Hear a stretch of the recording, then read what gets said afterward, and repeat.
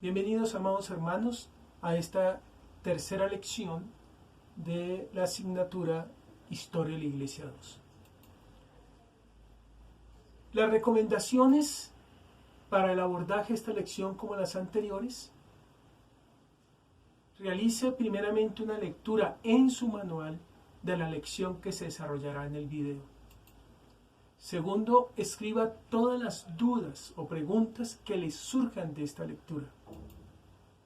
Tercero, observa el video y preste atención al desarrollo de la lección. Cuarto, realice una segunda lectura de la lección en su manual. Quinto, verifique cuáles de las preguntas que surgieron de la primera lectura quedaron resueltas. Y sexto, las preguntas que persisten o permanecen deben exponerse al profesor en el encuentro grupal por videollamada. Esta tercera lección tiene por título El auge de las misiones protestantes. El objetivo de esta lección es exponer de manera breve la historia de las misiones mundiales. Desde los inicios del siglo XVI, la fe cristiana comienza a salir a todo el mundo, y esto a través del catolicismo. Aprovechando el colonialismo español y portugués, los misioneros católicos caminaron a la par con los conquistadores. Fueron cristianizados a la fuerza grandes territorios que fueron rotulados como cristianos. Pero sus pobladores carecían de entendimiento real del Evangelio, lo que dio como resultado un enorme sincretismo, es decir, la mezcla de cristianismo con creencias y prácticas paganas.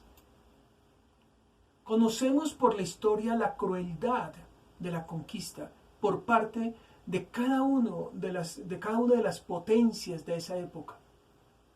Sin embargo, Dios no dejó de glorificarse, así como encontramos en las Escrituras, Primera de Reyes 19:18, que dice: y yo haré que quede en Israel 7,000 cuyas rodillas no se doblaron ante Baal y cuyas bocas no lo besaron.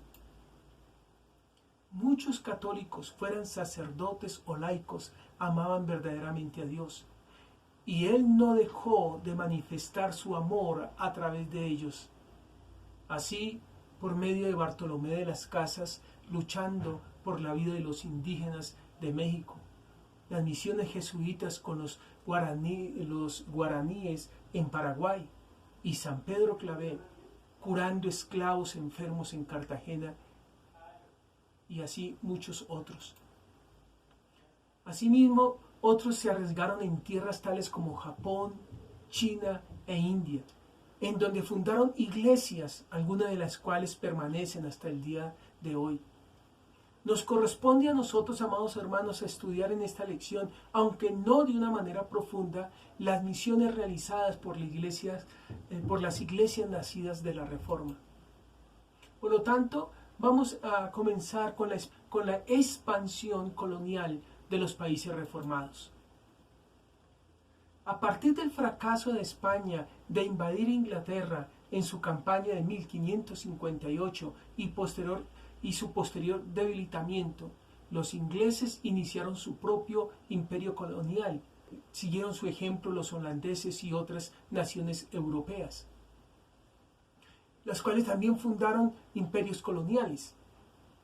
Durante los tumultuosos años de 1789 y 1815, la cultura europea fue transformada por el impacto de la Revolución Francesa y las guerras napoleónicas. Con la victoria sobre Napoleón en Waterloo en 1815, Gran Bretaña se convirtió en la nueva potencia imperial, en sustitución de Francia, de España y Portugal. Entre los años 1815 y 1914, alrededor de 10,000 millas cuadradas de territorio y unos 400 millones de personas se añaden al Imperio Británico. Gran Bretaña, con sus barcos de vapor, dominó los mares. A mediados del siglo XIX, Gran Bretaña era la nación más rica y poderosa del mundo. Esta solvencia económica facilitó la empresa misionera, pero no sin sus ambivalencias.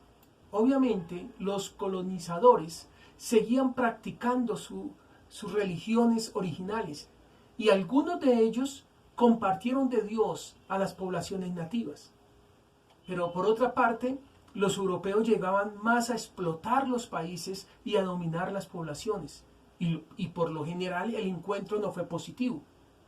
Por ejemplo, mientras personas como John Eliot y David Brainerd consagraban sus vidas a la evangelización de los nativos norteamericanos, otros colonos se dedicaban a masacrar estas poblaciones. De estos eventos y de lo sucedido con el colonialismo ibérico, podemos ver cómo un evangelismo vinculado con el poder militar o económico no da frutos auténticos.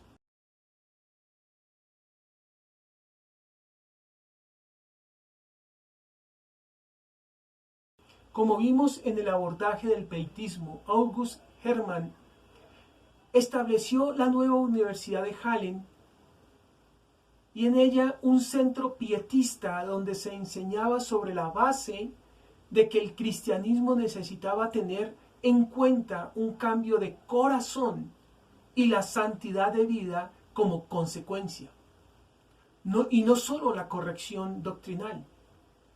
Regidos por principios como sin celo evangelístico no puede haber misiones, sin dedicación, piedad personal, no puede haber celo evangelístico, sin una experiencia personal de conversión no puede haber dedicación. Ellos inauguraron una misión, la misión danés Halle. La Universidad de Halle estableció un centro de lenguas orientales y también alentó los esfuerzos para traducir la Biblia en nuevas lenguas.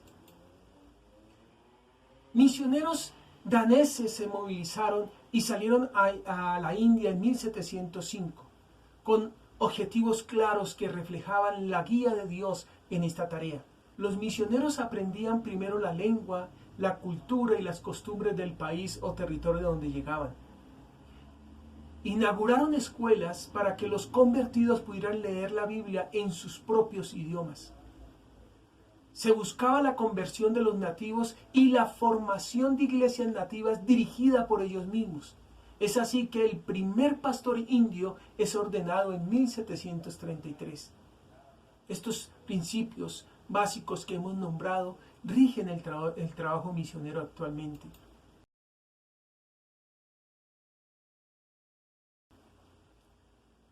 Así como misioneros daneses, también de Halle salen misioneros moravos, pero es previo, amados hermanos, hablar de la iglesia morava. Los orígenes de la iglesia morava habría que trazarlos hasta el movimiento husita que vimos en nuestra primera lección, liderado por Juan Hus, y que tuvo lugar durante el siglo XV en Bohemia y Moravia. Durante los siglos XVI y XVII el movimiento de los hermanos bohemios sobrevivió a la persecución de la Contrarreforma. El desarrollo del pietismo en Alemania a finales del siglo XVII incrementó la inquietud entre los protestantes clandestinos en casi toda Moravia y Bohemia. Un grupo de familias huyó de Moravia, hoy República Checa, y se asentó en 1722 en las propiedades del conde Nicolás von Zinzendorf, en Hernum, Sajonia, Alemania Oriental. El conde, quien estudió en la Universidad de Halle, fundó con los 300 refugiados moravos en su propiedad la comunidad de Hernum, conocida como la Iglesia Morava.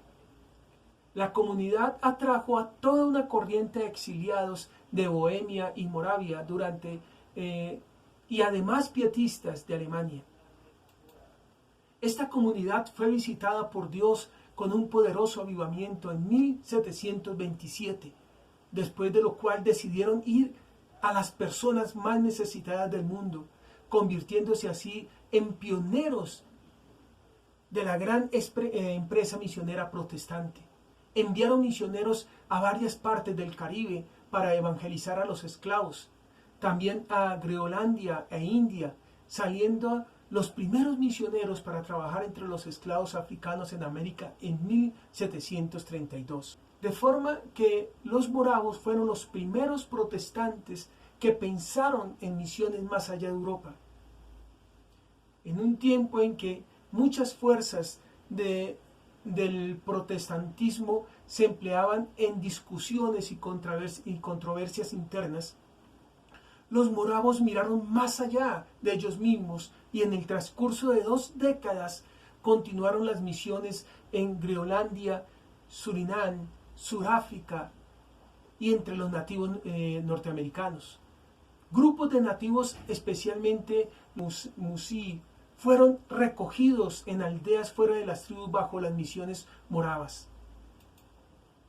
La iglesia morava en Hermon elaboró un tipo de comunidad en la cual la vida civil y eclesiástica estaban integradas en una sociedad teocrática, que fue prototipo de los 20 asentamientos en Europa y en América. Los grupos de comunión adoraban diariamente, dirigían escuelas y concentraban sus esfuerzos misioneros y evangelizadores que caracterizaron esas comunidades moravas. La financiación procedía de ellos mismos. Todas las iglesias moravas están relacionadas entre sí por medio de un sínodo general de representantes electos que se reúnen cada 10 años, con autoridad en todos los asuntos de la doctrina. El poder de ordenar para el ministerio se reserva a los obispos. La iglesia morava se adhiere a la Biblia como la única norma de fe y práctica. Suscribe el credo de los apóstoles y el de Niceno, aunque no tiene un credo distintivo de ella misma, pues según su criterio en las diversas confesiones de los principales cuerpos protestantes, los artículos de fe cristiana ya están suficientemente expresados. William Carey fue un misionero protestante inglés y ministro bautista, conocido como el padre de las misiones modernas. Carey fue uno de los fundadores de la Sociedad Misionera Bautista.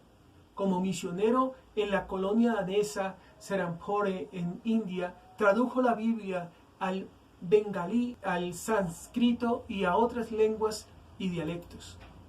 En 1793, él y su familia, su esposa Dorothy y 2 de sus hijos en ese momento, fueron a la India y allí llegaron después de un viaje de 5 meses.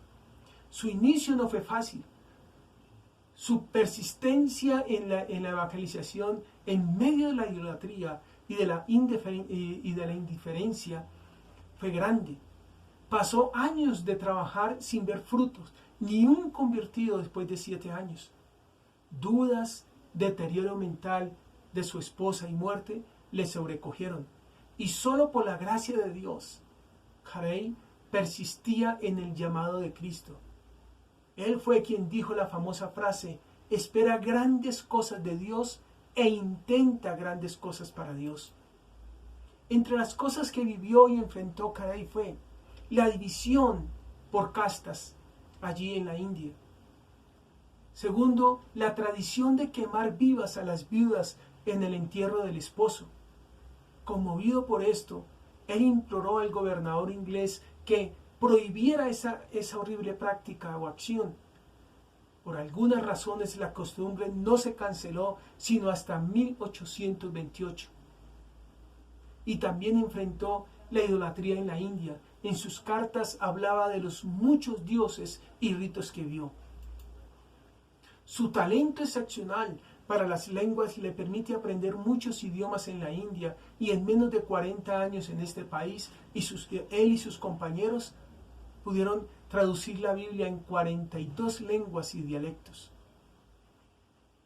En estos años que él permanece allí, florecen muchas sociedades misioneras en Europa. Así empieza una primera ola misionera, la que alcanzaría las regiones costeras de los continentes africanos y asiáticos.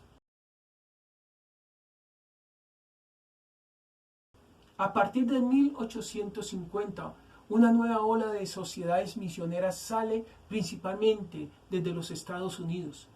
Esas sociedades tienen como meta alcanzar el interior de las tierras, como en el África o en la China, por ejemplo.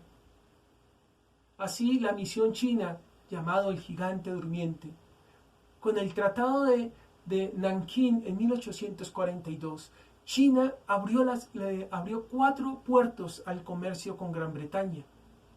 Misiones europeas y estadounidenses respondieron de inmediato a la nueva libertad para la empresa misionera. Para 1865 había ya 30 diferentes grupos de protestantes trabajando en China. En 1854, el médico británico Hudson Taylor llegó a Shanghái con un claro llamado de hacer trabajo misionero en el interior de esa gran nación. Él prefirió adoptar la forma de vestir china, aprendió los dialectos locales y se distanció del estilo más paternalista de hacer misión, llevada a cabo por las misiones establecidas a lo largo de la costa. Por más de 50 años decidió vivir sin la garantía de apoyo material, confiando en Dios para sus recursos. Con la contratación del primer grupo de voluntarios en 1865, se creó oficialmente la primera misión de fe, la misión de China Interior, bajo la dirección de Hudson Taylor y William Thomas Berger.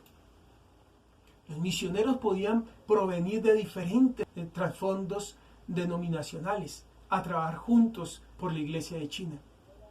En el momento de su muerte, Hudson Taylor había logrado llevar más de 800 misioneros a la China. Después de 100 años de obra protestante, hubo alrededor de 5.000 misioneros que representaban a 86 sociedades trabajando en China.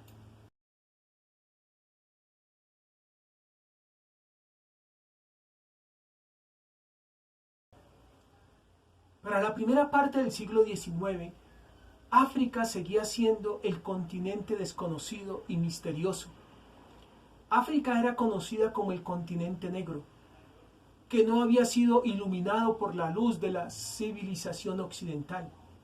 El descubrimiento de la quinina en 1820 para aliviar los síntomas de la malaria anunciaba una era de exploración en África occidental.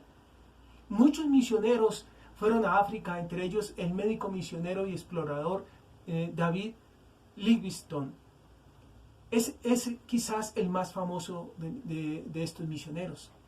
Sus libros inspiraron mucho interés en África.